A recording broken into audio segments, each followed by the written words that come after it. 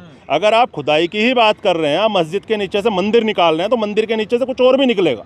और उसके अंदर से जब बौद्ध मठ निकलने लगेंगे, देश का दलित अपने हक की बात करने लगेगा, लेकिन वो मस्जिद के नीचे से नहीं निकलेगा, वो बहुत सारे मंदिरों के नीचे से भी निकलेगा, वो बहुत सारी ऐसी जगहों से भी निकलेगा जहां आरएसएस के लोगों को बहुत दिक्कत हो। क्या कहना चाह रहे हैं कि मंदिर के अंदर खुदाई होनी चाहिए? हम ये कह रहे हैं कि देश के अंदर बहुत जगहें ऐसी हैं जहां खुदाई होनी, बहुत जगहें ऐसी हैं जहां खुदाई होनी चाहिए, जहां से पता चलना चाहिए। अगर आप इतिहास को ही जानना चाहते हैं, इतिहास की बात पे ही जाना चाहते हैं, तो इतिहास फिर अगर आप 500 साल की बात करें तो उसे 1000 साल पीछे ले जाने की बात करें। बहुत जगहें ऐसी हैं, मैं दे दूंगा आपको। मैं बहुत मस्जिद ढूंढते रहेंगे, कभी अस्पताल और शिक्षा के क्षेत्र में जाने का काम नहीं है इन लोगों का। क्यों हो रही है देश में रोजगार की, शिक्षा की बात? तो हम यही बात आपसे कर रहे हैं कि क्यों नहीं सरकार रोजगार की तरफ देखती है, क्यों नहीं शिक्षा की तरफ देखती है, क्यों नहीं चिकित्सा की तरफ देखती है, क्यों जब महिलाएं और छात्राएं जब पिट रही होती हैं इलाहाबाद में, क्यों वहाँ नहीं देखती हैं?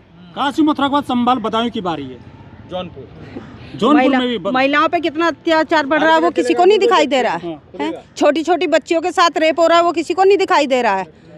अपहरण हो रहे हैं वो किसी को नहीं दिखाई दे रहा है। सिर्फ मस्जिदों के नीचे मंदिर दिखाई दे रहे हैं, है ना। और राजनीति करने वाले लोग ज़्यादा दिन नहीं टिकेंगे, और ये आप ही के सामने हम लोग अभी भी कह रहे हैं कि ज़्यादा दिन अति का अंत जरूर होता है और ये अंत जरूर होगा। नमस्कार, स्वागत है आपका द जनता लाइव में। मैं हूँ कशिश आपके साथ।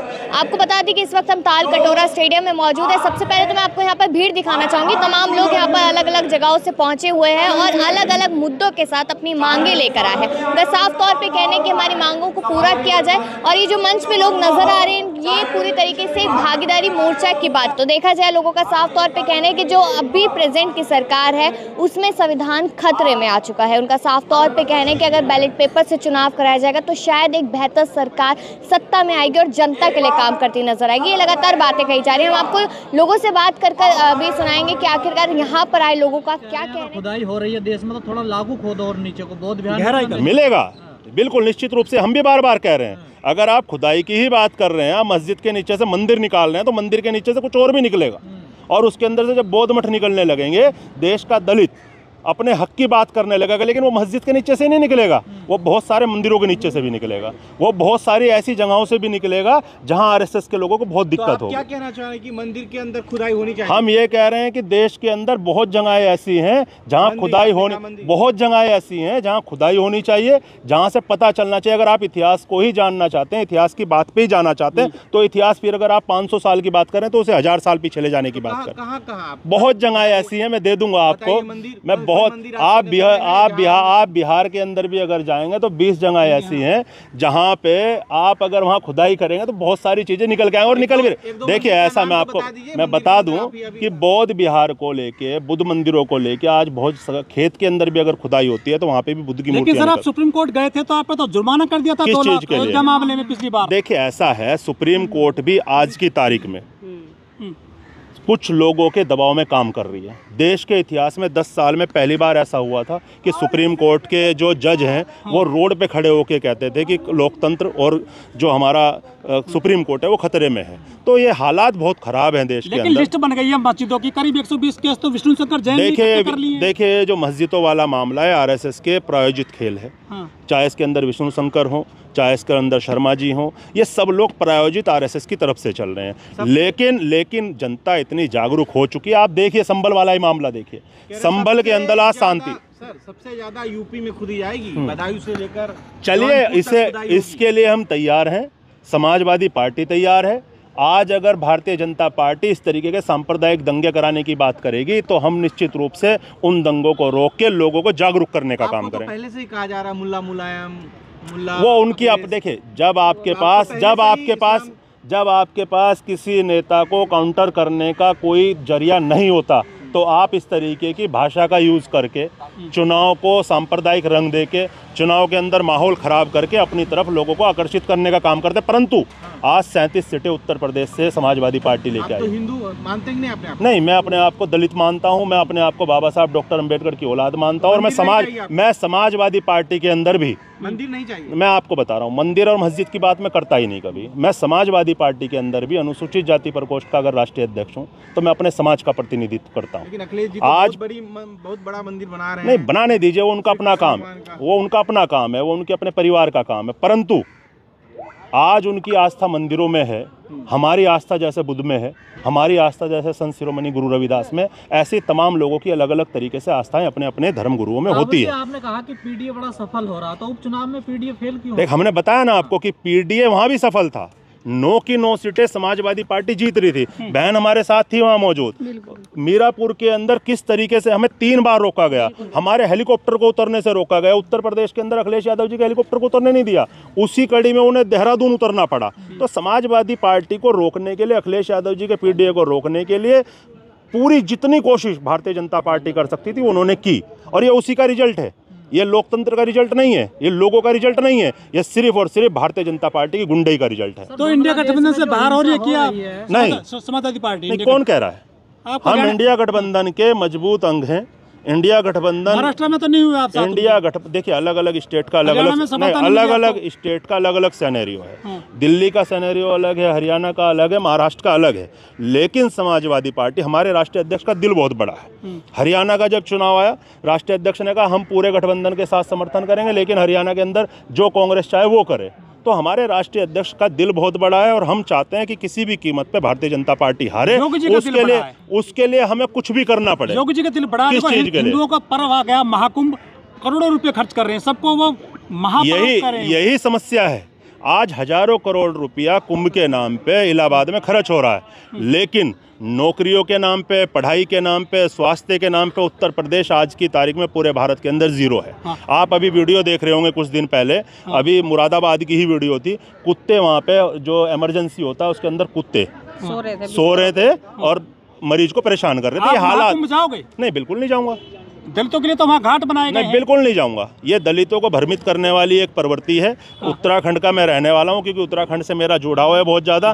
जब उत्तराखंड देवभूमि के अंदर, जिसे आप कहते हैं, उसके अंदर भी जब कुंभ की बात होती है, इस तरीके की बात होती है, तो वहाँ पे वो इस तरीके की घटनाक्रम करते हैं दलितों को अपनी तरफ आकर्षित करने के लिए। और आप देखना कुंभ के अंदर हमारे कितने लोग जाएंगे। राहुल जी, एक आखिरी सवाल है आपसे। बांग्लादेश में जो हिंसा हो रही है, खासकर वहाँ दलितों के ऊपर अत्याचारों को मारे जा रहे हैं, लेकिन अखिलेश यादव उनके लिए नहीं बोल रहे हैं। देखिए, इसके अंदर पूरा इंडिया गठबंधन बोल रहा है। अखिलेश यादव सिर्फ नहीं है, उसके अंदर राहुल गांधी भी हैं, अखिलेश यादव जी भी हैं, ममता बनर्जी भी हैं।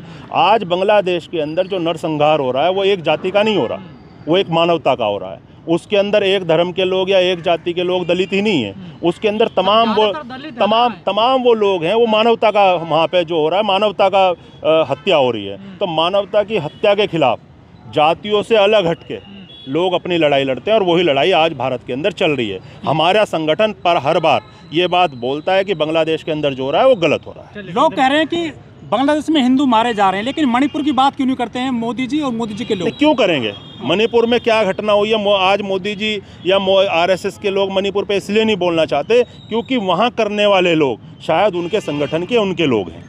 सिर्फ इतना शांत। मस्जिद की मंदिर की लड़ाई चल रही है, क्या कहना चाहोगी? देखिए, ये तो हमारा दुर्भाग्य है, आज पूरे उत्तर प्रदेश का क्या पूरे देश का दुर्भाग्य है, जहाँ पर आज मस्जिद और मंदिरों को लेके आज ये लड़ाई चल रही है लगातार। तो ये सबसे बड़ा दुर्भाग्य है हम लोगों का। मंदिर निकाले जा रहे हैं, दिक्कत क्या है मस्जिदों के नीचे से? मंदिर तो आप ये जानते हैं कि जिनकी सरकार चल रही है इस टाइम पर, उन्हें मंदिर और मस्जिद में ही इंटरेस्ट है और किसी चीज़ में इंटरेस्ट ही नहीं है।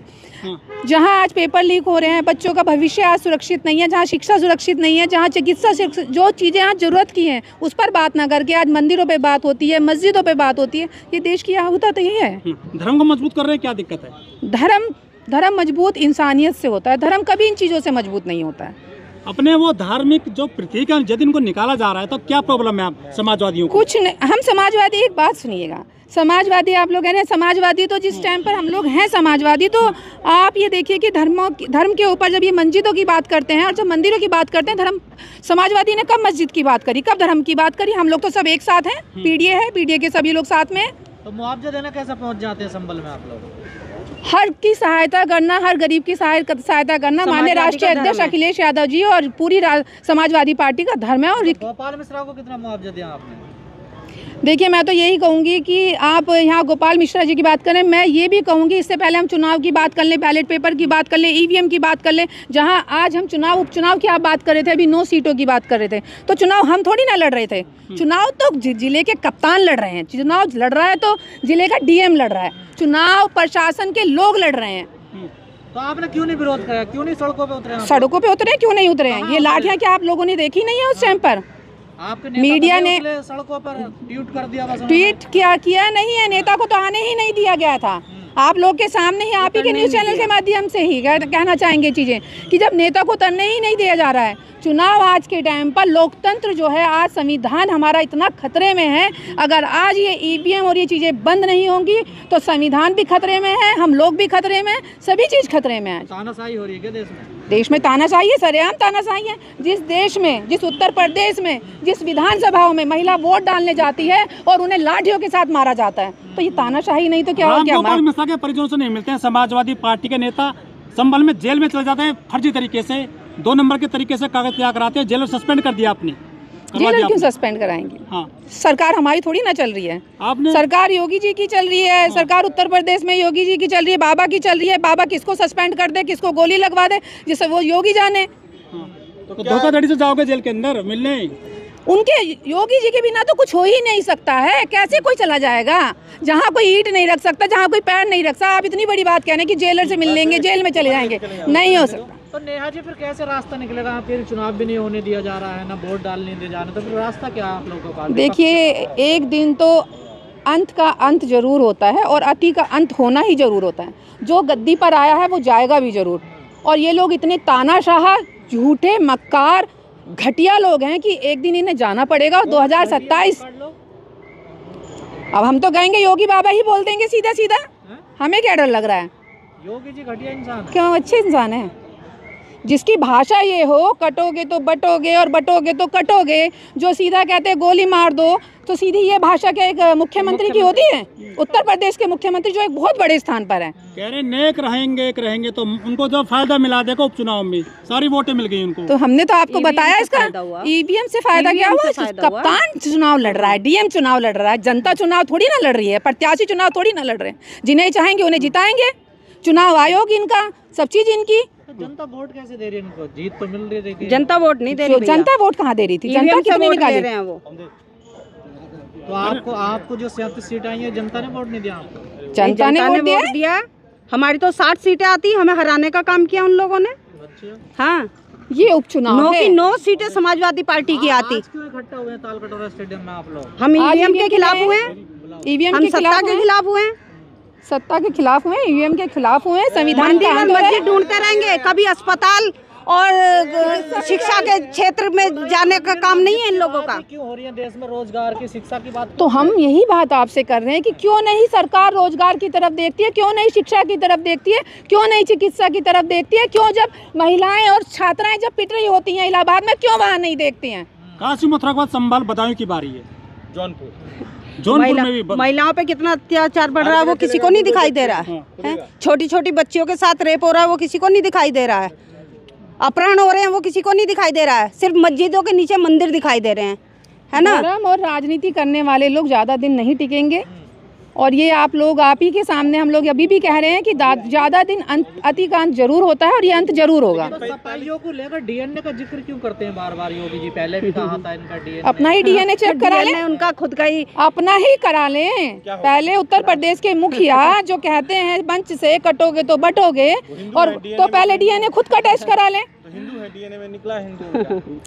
वो सभी के डीएनए टेस्ट में सभी में हिंदू है। कोई क्या फायदा होगा? नहीं, डीएनए टेस्ट करा लें अपना, सबसे पहले अपना कराएं। तो कह ही रहे हम सनातनी हैं, वो हैं भी बाकायदा।